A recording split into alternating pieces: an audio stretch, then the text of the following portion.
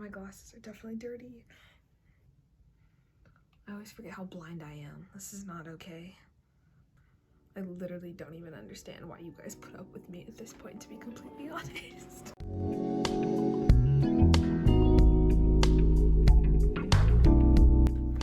Hello everybody, and welcome back to my channel. Can you guys believe that it's already been a full month of Weekly Dose of Sunshine? I can't decide if it feels longer than that or not, to be honest. However, with that being said, how are you guys feeling? How has your month gone? Are you starting to see those positive changes take shape in your life? Do you feel happier? I really hope so, and I'm so incredibly proud of you for taking the time and putting in the work so you can find the sunshine within you. However, you may feel like there's still plenty of work to be done, and that's absolutely all right. The truth is, as humans, we will continue to learn and grow all the way up until the day we die, or at least that should be the goal. And while a lot of those factors can come from the outside, we can do just as much learning and growing on our own. And I think this year has really showed us that.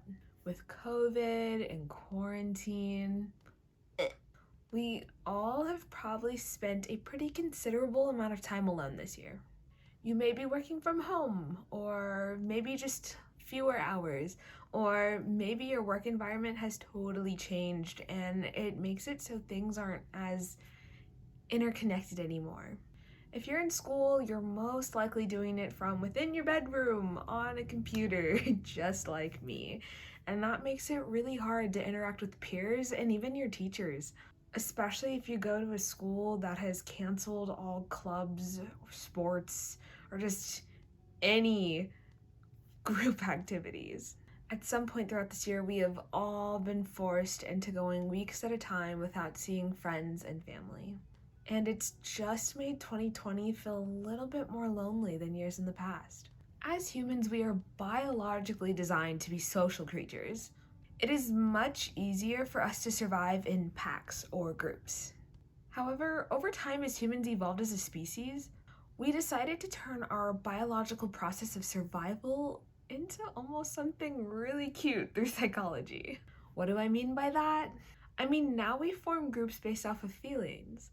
We bond with people based off of similarities, our likes and dislikes, just what makes us unique in a way, but also all the same versus for survival, or at least survival that's shifted and takes place in a different form. We choose to become closer with others, not just because they could provide us with food and shelter, but because they make us laugh until our stomachs hurt, or they enjoy hiking or painting as much as we do. Or we realize when we work with them on something we love, like sports, for example, we can go out there and kick some serious butt on the football field, tennis court, whatever it may be.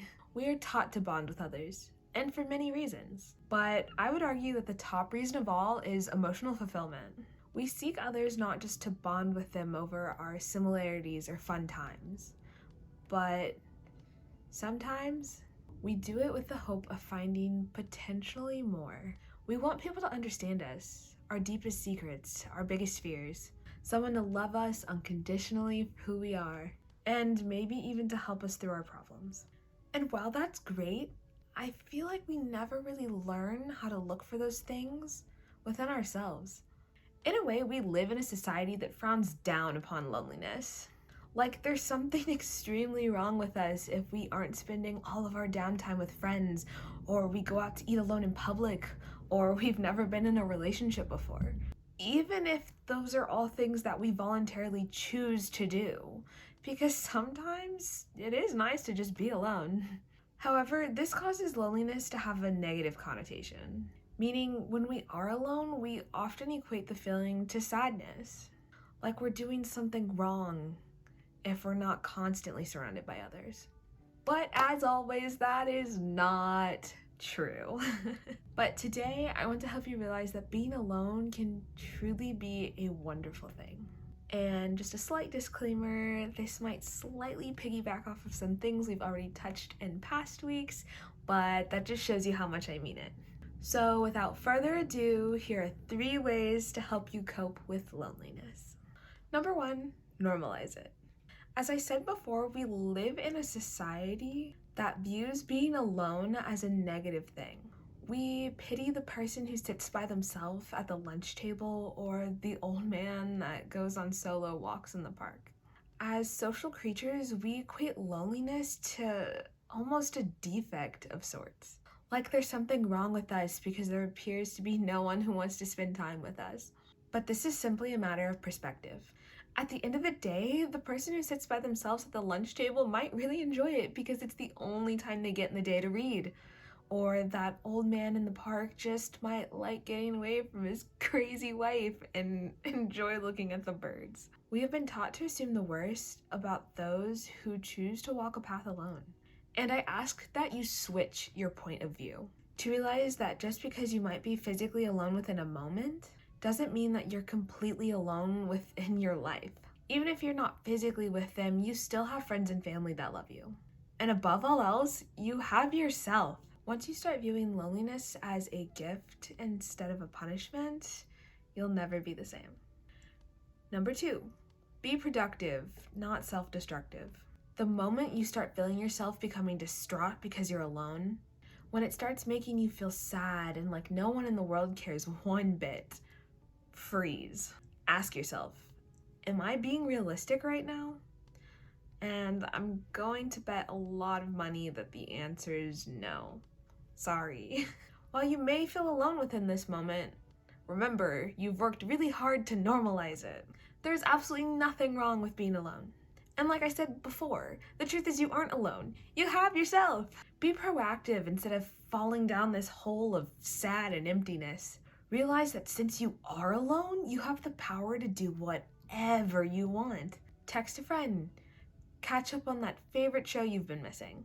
Call your mom. I know it's probably been a while. Whatever you choose, do something that you like to do.